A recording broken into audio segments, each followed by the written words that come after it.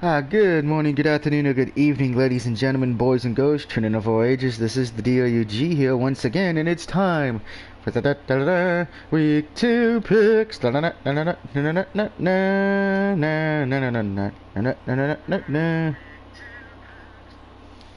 but before we get to that, we got some news to go over, and of course, my winners and biggest winners and losers of week 1, and of course, something I did promise in one of my other streams that I was going to call out Skip Bayless because I thought what he said last week was a little bit way overboard and over the line. But let's go over week 1. Week 1, the Chiefs showed whether they are the reigning, defending Super Bowl champions as they beat the Texans easily. The Seahawks also dismantled the Falcons pretty easily as well. The Redskins shocked, well, it was Washington football team, Redskins, Washington football team, whatever you want to call them. They shocked the world by beating the Eagles after they sacked Went so many times, yeah, I thought he was seeing ghost. The Patriots with new quarterback Cam Newton easily handed the Dolphins in the pick of the week. The Packers made Kirk Cousins look like, instead of looking like a Viking, they made him look like a baby as they destroyed the Vikings quarterback. Jaguars got a surprising home win with some fans over the Colts. Bears beat the Lions in a big comeback as the Lions choked near the end of the game. The Ravens easily destroyed the Browns to the point where that game was over at halftime. The Bills make Sam Darnold go like is it 2019 again. The Raiders showed that they know how to play dice as they beat the Panthers. The Bengals came so close to giving the rookie quarterback their first win but ended up losing a close one to the Los Angeles Chargers. The Saints ruined Tom Brady and Rob Gronkowski's debut for the Buccaneers. The Cardinals got the upset of the week win, though, as they beat the 49ers, surprisingly. Rams were able to hold on over my Cowboys. The Steelers, with Big Ben's first game back, easily handled the Giants. And the Broncos, so close but yet so far away, as the Tennessee Titans continued their impressive run from last season. So I went 10-6 overall, not a bad week 1, personally. Now for my winners and biggest losers of week 1. Worst team of week 1.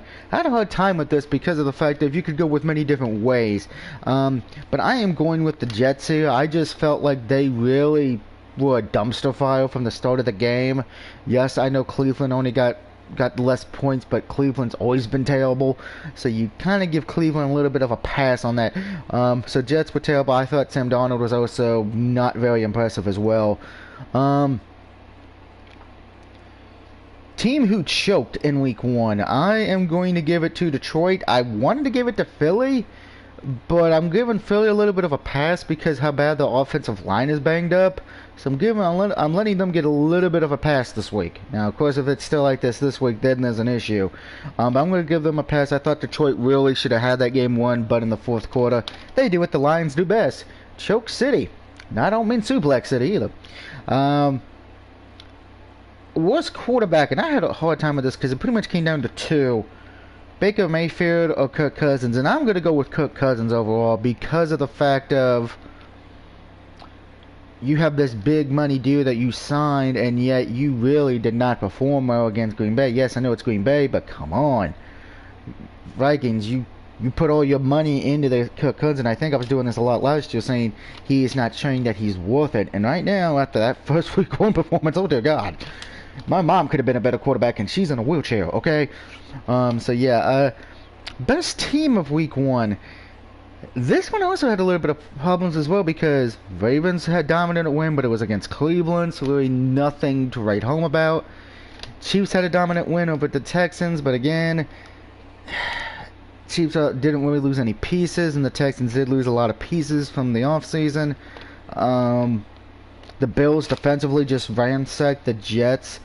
The Saints really destroyed the Buccaneers as well, but I am going to go with the Packers here. I thought they were just pretty much from start to finish the game just really going for it. No, Brad, did you not just hear what I just said? This is why you're not invited to the football talk, because all you do is you only think about one thing. You don't look at the entire picture, Brad. When going for the winners and losers, you have to go for the entire thing. Alright, now I was actually getting to the 4th and 3rd anyway. But here's the thing. There were other worse things to talk about. So Brad, if you're not going to watch every game, zip up and you can't talk about it. Alright? Now back to Vibrator. He says Lions usually suck, so it's not a surprise to me that they do terrible. I thought they did a little bit, because I was surprised they actually did choke in the 4th. So as far as for the Cowboys' 4th and 3rd, I can see why they went for it, because of the fact of, you know, most people who said they would go for it on that situation because you were down. But to me, I've said, you know, with only 11 minutes in the game, I would have went for 3. But hindsight's 20/20 with that, because if they got the touchdown, everybody would have been applauding them instead of making fun of them. So it's again that devil's advocate with that. But so yeah, worst team of week 1 is the Jets. Best team of week 1 is the Packers in that note. Most shocking thing of week 1, I'd probably give it to the Cardinals beating the 49ers, because, wow, no one really had the Cardinals winning that one. So congratulations to the Cardinals for getting the big upset victory of week 1. And of course, if you did not hear, my worst quarterback of week 1 is Kirk Cousins overall. Best quarterback of week 1, I'd probably give it to Aaron Rodgers, respectively. And best comeback feel-good moment, I know Brad's not going to like this, but Big Ben returning after being out for nearly a year and pretty much winning the game against the Giants on that. Now moving on, Big Ten football. It was just announced a few minutes ago that Big Ten football is going to be back in college, and they will be starting the weekend of October 24th. So it's going to be interesting to see what exactly they do with their conference and see if any one of them actually makes the playoffs in college. I doubt they will, mostly because of the fact of they're going to be so far behind in wins and everything. Somebody would have to go undefeated and win the conference, I think, to have a chance overall in that. Of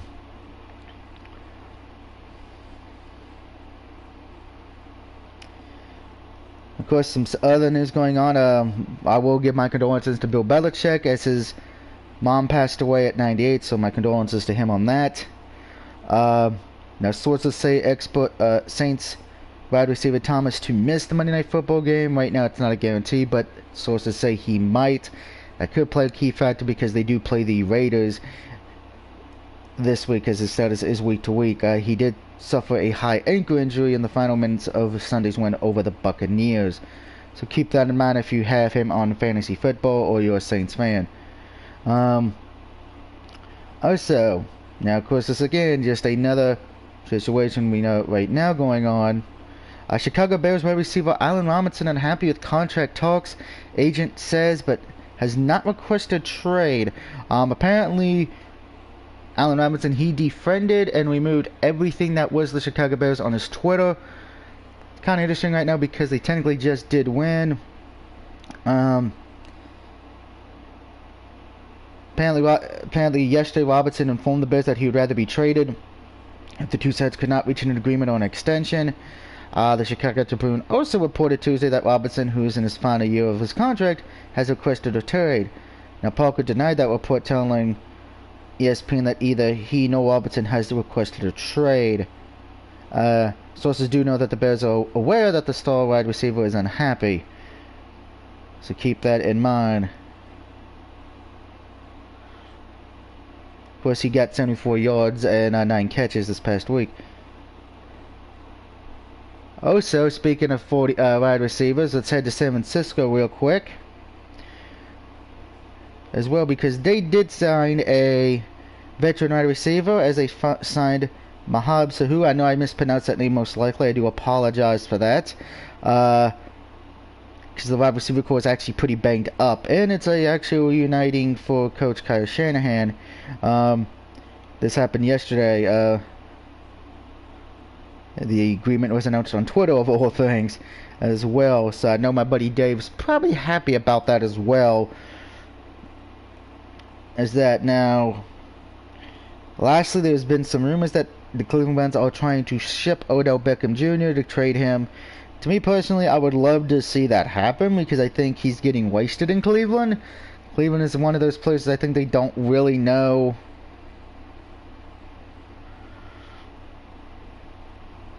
what to do. That's what I kind of first said for Baker Mayfield in a way, but it is what it is there. So let's get to the, but one more thing before we continue, and I said I was going to do this anyway. Skip Bayless of Fox Sports. I saw what you said last week about Dak, saying he should not be sad anymore about his brother's death. He should be over it by now because he plays for the Cowboys and makes a bunch of money. I don't care what line of work you're in. I don't care what kind of money you make. When you lose a family member to suicide or not, you don't get over that very quickly, okay? Because I'm honest here. My dad committed suicide when I was in high school, and I'm still not over that. And that was back in 05, 06.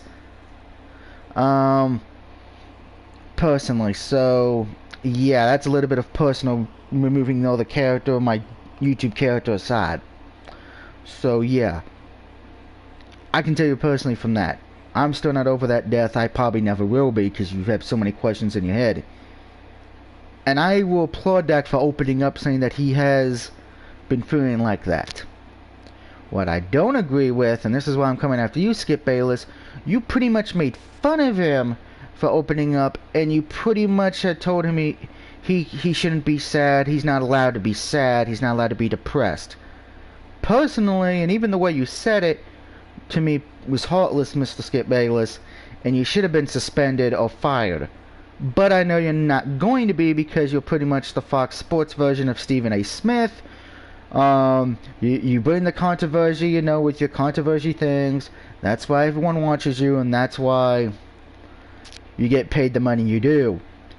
Personally, I think if you had any merit, you would have issued an apology. But even though I know what you're going to say, Skip, because you said it at the beginning, I know a lot of people are going to hate me for this, and I'm expecting that. So you already knew, before you even said what you said, you knew you were going to get hated on, and you were okay with that personally. So as I'm concerned, Skip, I lost a lot of respect for you that day. Because as far as I'm concerned, we should be applauding Dak for opening up about his issues instead of making fun of him. And that goes to everyone who's been making fun of him and pretty much saying he should be over it. I'm sorry. If that happened in your family, I don't think you'd want people to tell you to get over it and making fun of you. That's just my opinion on that. If you disagree, fine. But I have to make a stand here on this one. And lastly, a few other sports news. Steelers right tackle Banner to miss rest of the season with a knee injury. So that could hurt the Steelers a little bit. We do know they were injury prone last year a whole lot on that. And there are a few Dallas Cowboys things I want to give you things as well. So, because they did suffer a few injuries in Sunday's loss, unfortunately. So let's go check out their injury update real quick, because I do know I have a lot of Cowboy friends on Facebook and Twitter. Here's the forum groups I'm in. So let's see. Because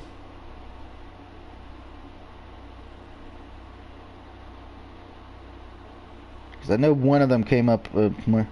Dallas's Vander-ish is most likely out to 6 to 8 weeks with a shoulder collarbone injury. Because he has a broken collarbone, so he would be out to 6 to 8 weeks. That could hurt us defensively, because our defense is already banged up usually to begin with after the dang time in the opening.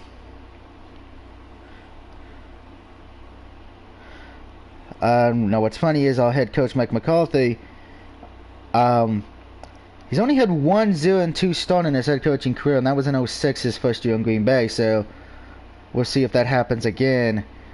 We shall see, of course.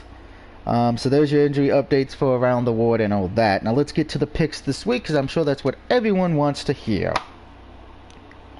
Of course, the first game of this week is tomorrow night on the NFL Network. It is the 0-1 Bengals taking on the 0-1 Cleveland Browns. Both teams coming off a loss. Bengals looked good in their loss, though. They only lost by 3. Their defense kind of let them down in the end against the Chargers. Browns really didn't show up at all against the Baltimore Ravens. That was a train wreck. That game was so over at halftime. I actually just put it in the small screen in the corner of my TV and continued watching the Eagles in Washington because of the fact that that game was actually better. I'm going to take the Bengals here on the road. I know Cleveland's favored by 6 points, which is surprising the bleep out of me on that one. I don't know how, when Bengals scored actually more points and Cleveland could even get it, can even do anything correctly. You know, yes, I know they're at home, but I think Baker Mayfield spends too much time on his commercials instead of actually being ready for football. I also think Odell Beckham Jr. personally, I think he needs to calm down a bit, realize that he's not the star he used to be a few years ago with the Giants, and do what he needs to do to actually help the team. If not, I think he should be shipped to a team that can handle his attitude a little bit more better. But I am taking the Bengals on the road to win tomorrow night. Moving on to the 1 o'clock games. Now, the first one we have, it is the New York Giants on the road against Chicago on CBS. That's at 1 o'clock. By the way, the Bengals and Browns starts at 8:20 tomorrow. Giants coming off a heartbreaking loss on Monday night. The Bears coming off a shocking win after making a comeback in the fourth quarter. Chicago is favored by 5.5 points. This was one of the hard picks I had when I was writing these down at about 3 or 4 in the morning, as Vibrator and Mr. Jones could attest. Bears I have an issue with. I don't trust the quarterback at all. Same time though, I don't trust the Giants quarterback. Bears defense played a little good, but I love the Giants running back, so this really came down to, in the end, who do I trust as a quarterback? And as much as I don't trust Trubisky that much, I still trust him a little bit more than the Giants quarterback. So I'm going to take Chicago here to win the game. I think their defense is going to help them out enough to go 2-0. Up next, another surprising matchup of 1-1 teams this time around, as it is the Jaguars on the road against the Titans. That game is also on CBS at 1 o'clock. Titans are currently favored right now by 9 points, one of the biggest point spreads this week. This was another hard one for me because of the fact of how good the Jaguars actually did play against the Colts. But Titans coming off that playoff from last year, they played well against Denver, not the greatest, but well. I love the Titans running game, not the biggest fan of the quarterback, but with the Titans it's not about the quarterback, it's about the running game and the defense. So I'm going to take the Titans here to win. I think Titans go 2-0, and that is still a big point spread in my opinion. Good Lord in heaven. Up next, another tough game just because of who's them. The Buccaneers and the Panthers, which is also at 1 o'clock.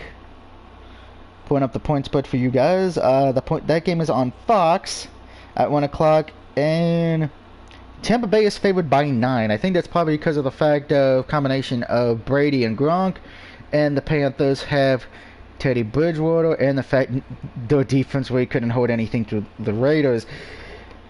I'm going to take the Bucs on this one. I know I didn't take them in week 1 because I kind of had a feeling they were going to lose, as it was a lot of returning for them, but I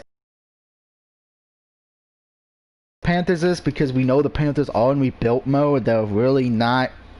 To me, I think a lot of Panther fans, and even know that they're not really going to be winning the division or making the playoffs. They know this is just going to be that 1 year that it's rebuilding.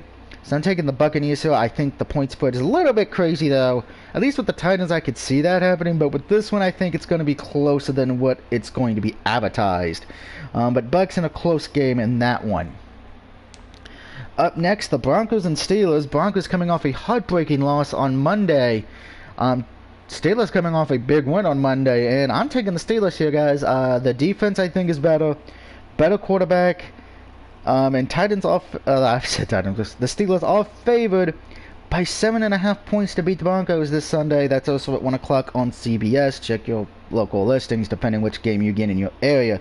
I will probably be checking mine later this weekend. I know I'm going to be watching the Washington Cardinals game because I know that's one of the late ones for me. I don't know if. I think CBS is showing the doubleheader in my area this time around. So, yeah. Up next, Rams and Eagles. Now, this game's on Fox at 1 o'clock, and what amazes me is Philadelphia is favored by a point. You know, they got all these injuries and everything. I'm taking the Rams here just because of the fact of the Eagles' injuries and how bad Carson Wentz got beat up by the Washington team on Sunday, where he got sacked 8 times. And I'm going to say this now. If he keeps getting banged up and keeps getting sacked 7 to 8 times a game, he ain't gonna be playing long this year. Philly needs to figure out what to do with that offensive line before the quarterback goes down, and then you have to get old McCrown from the practice squad in. So I'm taking the Rams, and I surprised amazes me on that one. Okay, we know with this one it's the Cowboys. Falcons all coming off a bad loss as well. They got demolished by Seattle. Dallas is favored by 4 points. That game is on Fox as well. Kind of surprised Dallas is favored by 4. I thought out of all of them, this should have been the one that was kind of a team was favored by 1 or 2 points, just because neither team really did that well on Sunday. I will say this though, be careful with this pick, guys, because Atlanta has issues. Dallas has issues as well. This is what I like to call a coin flip game, because you don't probably really feel confident with either pick if you're not a fan of one of these two teams. So keep that in mind as well. Alright, my lock of the week, it is the Lions on the road against the Packers. I'm taking the Packers here. Surprisingly, the Packers are favored by 6 points right now, which is, to me, that should be high. I think this should have been the highest one, where Green Bay's favored by like 15, to be honest. But I'm taking the Packers. It's my lock of the week. I don't really trust the Lions after what they did in the fourth quarter. I'm surprised the coach is not on the hot seat. His butt and the Jets quarterback, Jets coach should be the two on the hottest seat at the moment, in my opinion. Craig says, "Sup, Doug? This is all. Yeah, it's my week 2 picks. I try to do them early since we have a game tomorrow night. So if you don't keep watching, Greg, I can understand, because I don't know if you're a football fan or not. But yeah, Green Bay is my pick. Green Bay is favored by 6. Up next, it is the Vikings at the Colts. Let's see. The Colts are favored by 3 points. That game is on Fox at 1 o'clock. I'm taking the Colts here. Why? Yes, the Colts did lose to Jacksonville. At least it was a close game. Unlike the Vikings, who pretty much got obliterated half of that game against Green Bay. I know somebody's like, well, Doug, the Vikings got a lot of points. You know, that's what we call in garbage time, when the points don't matter. Like, whose line is it anyway? The score doesn't matter by that point. So I'm taking the Colts here with Phillip Rivers. I think they bounce back. I will say this. I think if the Vikings go 0-2, I think a lot of people are going to be saying Kirk Cousins should have not got that money he did, personally.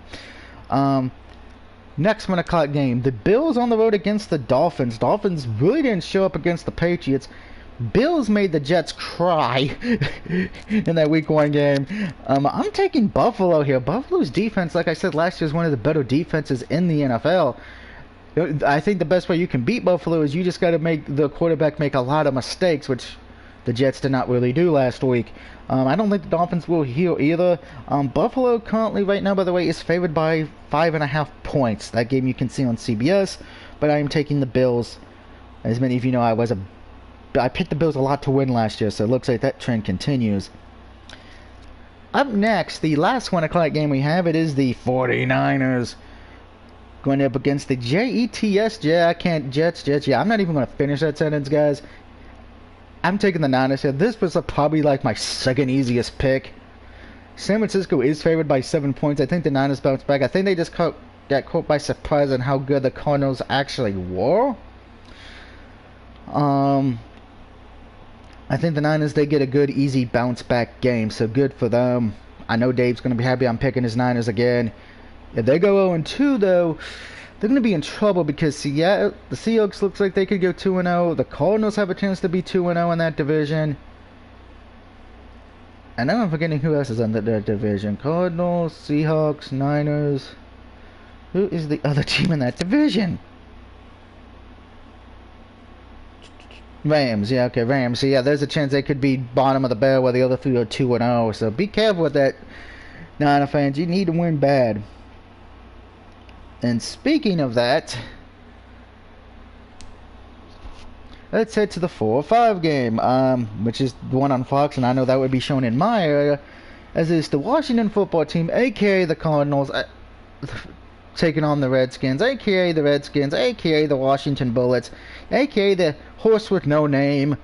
If you get the references down here, that one, congratulations, because Washington still doesn't technically have a name. Both teams surprisingly are 1-0 between the Washington and Arizona. this was kind of an interesting pick for me because of the fact that if I had a hard time picking here, because of how they did in week 1. Cardinals offense kind of surprised me. Redskins defense really surprised me a lot in that second half. And I know somebody's going to, like you said, Redskins, it's a force of habit. Remember last year when I kept calling the Chargers San Diego for most of the season? It took me a while to get used to it. But I'm going to take Washington over Arizona here. I think Washington's defense is just better in this situation, so I'm going to take Washington to go 2-0, which is kind of funny that they're 2-0 in the division. They could be 2-0 in the division, everybody else is 0-2. That would be hilarious. Arizona is currently favored in that game right now by 6.5 points, so keep that in mind as well. Just want to give you guys how the point things goes. Alright, up next, of course, this should not surprise anyone in this pick. It is the Ravens on the road against the... Oh, no, but actually on the Chiefs and Chargers. My bad. I wanted to skip ahead. We got the reigning defending Super Bowl champion Chiefs taking on the Chargers. That game was on CBS. Washington Cardinals is on Fox, by the way. Chiefs are favored by 9 points, and I am going to take the Chiefs on this one. Until somebody who's actually a good team can they play against, I'm going to probably pick them a lot to win. I think the Chargers, though, they got a fluke win over Cincinnati in week 1, and their winning streak stops here. So yeah, I'm taking the Chiefs to continue to be 2-0. I don't know who's going to be the one in the 3-1, 4-1, whatever, you know. I'm making a Paul Heyman joke here. I don't know who's going to be the one to do it, but whoever does it, I think, will probably be considered a favorite to win the Super Bowl at that point. But I'm taking the Chiefs here. Up next, the Ravens play the Houston Texans at 4:25 on CBS. Ravens are favored by 7 points. I'm taking the Ravens here. Great defense, great offense. Sadly for the Texans, though, they've had to play probably the 2 toughest teams right out the gate with the Chiefs and now the Ravens. They did not get a benefit from the schedule this year at the start. So yeah, I'm taking the Ravens here to win the game. And now, of course, the Sunday night game of the week. It is the Patriots taking on the Seahawks. Now, of course, there's a little bit of rivalry with these two teams here, but a lot has changed, particularly with the Patriots having a new quarterback, new system going on for the offense. Seattle is currently favored by 3.5 points. I'm taking the Seahawks. I think this will be a different game than what we're used to, since Cam Newton's not known as a passive quarterback. He's known as a running quarterback. I think Seattle's going to have a little bit of a different game plan, but I trust Russell Wilson a hell of a lot more right now. I think if this was Cam Newton of his MVP run, I would probably take Mr. Cam Newton at that point, but this is Cam Newton. Miami, that was a good first easy week win, but I think the Patriots go down in this one. Seattle goes 2-0 on Sunday night. Then, of course, the Monday night game of this week at 8:15 on ESPN. It is the Saints against the Raiders in Las Vegas. New Orleans is currently favored by 6 points. Of course, I should point out all these odds courtesy of the Caesar Sports book by William Hill. I'm taking the Saints here. I just love their defense more. I love Drew Brees. He's one of my favorite quarterbacks. I always try to pick him in fantasy football when I do fantasy football. I think the Raiders, though, I will give them this. They did very well in week 1. Their defense did show up. Am I the biggest fan of the offense? Not really with Oakland. Well, I just said Oakland. Not really the biggest fan of the Raiders offense. I meant to say Las Vegas, so yeah, another botch. Botchamania, here I come. So yeah, I'm going to take the Saints here. I think that will be the easy picking. I know they got some injuries as well, so it will be interesting. So my picks are as follows: Bengals, Cowboys, Bears, lock of the week of the Packers, Titans, Colts, Bills, the 49ers, the Rams, Steelers, the Buccaneers, Washington, Croak the Raven, nevermore, the reigning defending Super Bowl champion Chiefs, Daniel Bryan's Seattle Seahawks Yes Movement, and of course, when the Saints go marching into Las Vegas, they're gonna be stealing some pirate gold. And if anybody says why I said pirate, look at the Raiders thing. That kind of makes you think of a pirate. So let's head over to week 3. Just to give a quick theory what week 3 has. The Thursday night game for week 3 is the Dolphins and Jaguars. That should be very interesting. And I say interesting, I mean boring. Of course, the Sunday night game of Week 3 would be the Packers and Saints, a battle of two undefeated teams. And then, of course, Monday night, you have the Chiefs and Ravens in Week 3 on ESPN. That would probably be ESPN's one of the higher rated games this next week. Looking at the other games early on Week 3, Jets and Colts might be a little interesting because bottom of the barrel teams, those are usually fun. Raiders and Patriots should be interesting. Rams and Bills would be very interesting because the Bills defense and Rams having to travel from one end of the state, U.S. to the other. So yeah, Week 3 should be fun. Of course, it's Oakland in my heart. Damn it, I completely agree with that entirely, Mr. Jones. Which, by the way, if you own anything that says Oakland Raiders gear, keep it. It might be a collectible item at the Raiders, unless the Raiders move again. Because, damn, they move more times than I can count. Anyway, those are my picks for this week, guys. And question of the video this week, and it involves Week 2. Which team do you think needs a win the most? I know it's early in the season, but which team do you think it needs to win the most to, you know, get everything back to normal? For me personally, I think the team that needs to win the most is San Francisco, because I think if they go 0-2, it's going to be a little bit hard to win that division with the way the Rams, the Cardinals, and the Seahawks are playing right now. Yes, I know it's early, but it's my opinion. Good luck to all your teams this week. If your team is doing well, or if they're not, I hope they do well and get you a W this week. Don't forget, tomorrow night it is the Bengals and Browns. Watching that game, and I probably will be drinking because of the fact if I had to sit through Cincinnati and Cleveland. The only good thing for Cincinnati is there will not be any raining turkeys, as that is in November, and we're not there yet. Until then, have a good day, and I will see you all later tonight. Same bat time, same bat channel.